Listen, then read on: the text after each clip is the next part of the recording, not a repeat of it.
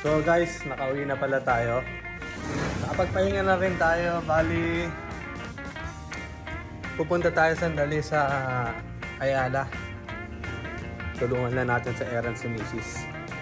Ayun lang, nangyari. Grabe guys yung ride. Hindi ko kinaya guys yung pagod ko guys. Napainom ako ng Hershey's. Sira ang diet ko. O sige, mamaya ulit. Ayala! Ganda rito guys.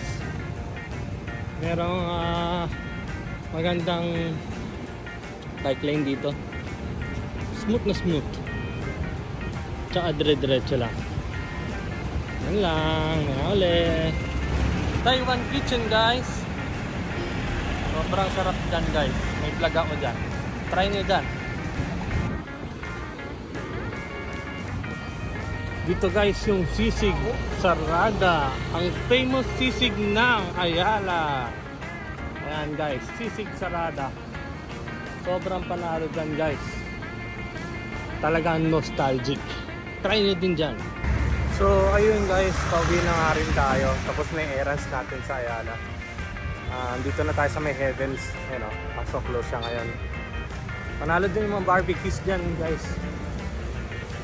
Sosyalin yung mga datingan. Ayun lang. Ayun guys. Malapit na ako. Nasa kanto na ako ng bahay namin. Ride safe lagi. Ayun lang. Bye bye.